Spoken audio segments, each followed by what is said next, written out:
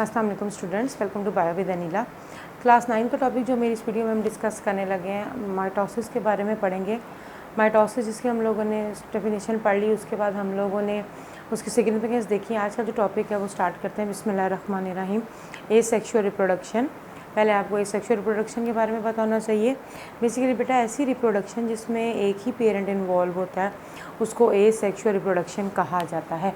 ए का मतलब होता है विदाउट, सेक्सुअल का मतलब होता है सेक्सुअल मीन के इसमें गेमीट्स बनते हैं जो कि हमारे पास क्या होते हैं, एग और स्पर्म होते हैं। ठीक है, मीन्स के मेल या फीमेल ऑर्गेनिज्म जिसमें इन्वॉल्व नहीं होता तो वो ए सेक्सुअल रिप्रोडक्शन है।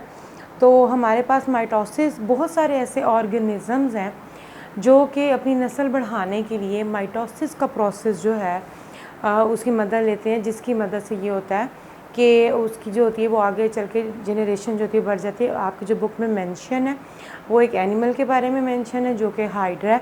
फॉर एग्ज़ाम्पल देखिए बेटा, हमारे पास हाइड्रा जो है ये पानी में रहने वाला एक एनिमल है जो कि देखने में तो आपको बुक में तस्वीर में पौधा लग रहा होगा, मगर पौधा नहीं है, ये एनिमल है जो ज़्यादातर जो सतह समुंदर होती है उसके साथ या आमतौर पे रॉक्स वगैरह जो कि समुंदर के अंदर होती हैं उनके साथ अटैच होता है। और जब इसने रिप्रोड्यूस करना होता है तो ये माइटोसिस के प्रोसेस के ज़रिए छोटी सी एक बड अराइज करते हैं अपने साथ, या जिसको आउट ग्रोथ कहते हैं, वो निकल आती है। और उसके बाद बेटा वो बड बड़ी होती जाती है और जब वो इस काबिल हो जाती है कि वो अपने आप को संभाल सकती है तो वो पेरेंट हाइड्रा से या तो उसके साथ अटैच नहीं रहती, उससे डिटैच होके या तो साथ ही गिर जाती है और एक नया हाइड्रा बना देती है, या पानी की लहरों के साथ फ्लोट करके जाती है और जहाँ उसको सूटेबल जगह मिलती है वहाँ पर गिर के एक नया हाइड्रा बन जाता है, एक नया एनिमल ग्रो कर जाता है। देखिए अगर हम इसको डायग्राम के ज़रिए देखें, ये सतह समुंदर है। हाइड्रा जो होता है इस तरह का कुछ एनिमल होता है, इसकी पाइप लाइक बॉडी होती है, ये इसका माउथ होता है और ये इसमें से टेंटिकल्स निकल रहे होते हैं। आपकी बुक में मेंशन नहीं है, इनको टेंटिकल्स कहा जाता है। टेंटिकल्स जो होते हैं बेसिकली बेटा ये खाना वगैरह कैप्चर करने के लिए होते हैं कि ये पानी की लहरों के साथ आते हुए खाने को कैप्चर करते हैं, ये माउथ के ज़रिए फिर खा लेते हैं। मगर क्योंकि हम लोग रिप्रोडक्शन डिस्कस कर रहे हैं तो जब हाइड्रा ने रिप्रोड्यूस करना होता है अपने साथ ये छोटी सी बड निकालता है, उसके बाद ये जो बड होती है वो ग्रो कर जाती है। ग्रो करती है तो बाकायदा इसका जो होता है वो इस तरीके से इस बर्ड का जो होता है वो माउथ बन जाता है और फिर इसमें से भी टेंटिकल्स आ जाते हैं और फिर ये साइज़ में ग्रो करता है और ये जब इस काबिल हो जाता है तो ये पेरेंट बॉडी से डिटैच होता है और या तो साथ ही गिर के एक नया हाइड्रा बना देगा या पानी की लहरों के साथ बहता हुआ जाएगा, जहाँ इसको सूटेबल जगह मिलेगी वहाँ पर गिर के ये एक नया हाइड्रा जो होता है वो ग्रो करवा देता है अपना। तो ये हमारे पास क्या है, बेसिकली ए सेक्शुअल रिप्रोडक्शन है जो कि माइटोसिस के ज़रिए हो रही है। ये जो बड बनी है, ये छोटे छोटे से सेल्स बने, सेल्स की ही ग्रोथ हुई है by the process of mitosis, जिसके नतीजे में एक नया ऑर्गेनिज्म जो है वो बन गया। तो ये हमारे पास ए सेक्शुअल रिप्रोडक्शन इन हाइड्रा है। उसके बाद आप लोग वैसे तो 10th में वेजिटेटिव प्रोपोगेशन का तफसील से पढ़ोगे कि आम तौर पे जो प्लांट्स होते हैं वो बीज आप ज़मीन में जब उसको लगाते हो तो नया पौधा निकलता है, मगर कुछ पौधे जो होते हैं वो वेजिटेटिव रिप्रोडक्शन के ज़रिए भी ग्रोथ करते हैं, जिसमें कि माइटोसिस होती है सिंपल। उनकी कोई ब्रांच वगैरह जो होती है वो ज़मीन पे गिरती है और एक नया प्लांट बना देती है। एग्जांपल देती हूँ बेटा आपको मिंट की, या जो ये होता है पुदीना जो आप लोग खाते हो, जब आप देखो पुदीना कभी उखाड़ते हो तो एक पुदीने की शाख उखड़ती है तो साथ ही ढेर सारे पुदीने जो होते हैं वो उखड़ना शुरू हो जाते हैं। होता कुछ यूँ है कि ये जो प्लांट होता है इसमें से एक ऐसी ब्रांच निकलती है जो कि ग्रो कर रही होती है, तो वो नीचे गिर के वहीं पर रूट्स वगैरह बना देती है और एक नया प्लांट निकल आता है। तो ये सारा के सारा जो होता है ये माइटोसिस के प्रोसेस के ज़रिए ही हो रहा होता है। तो माइटोसिस का जो प्रोसेस है वो ए सेक्शुअल रिप्रोडक्शन में भी बहुत ही ज़्यादा इम्पॉर्टेंट है, जितना कि और इसके सिग्निफिकेंस हैं जो कि हम लोगों ने लास्ट वीडियो तक पढ़े हुए।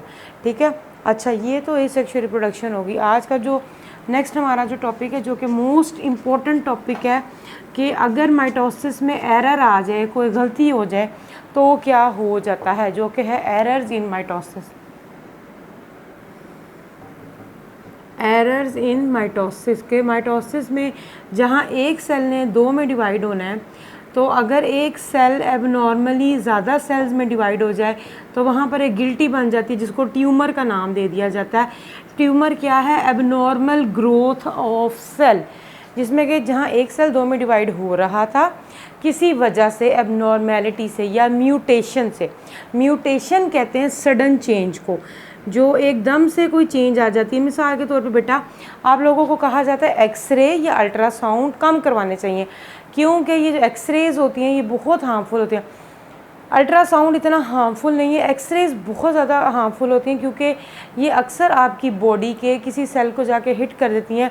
अल्लाह ताला के हुक्म से ये है कि वो नॉर्मल सेल जो होता है वो कैंसरस सेल बन जाता है, कि उसके अंदर ये जो सेल है, मिसाल के तौर पर उसके न्यूक्लियस के अंदर ये क्रोमोसोम्स मौजूद हैं, जिस क्रोमोसोम्स डीएनए से मिलके बने हुए होते हैं।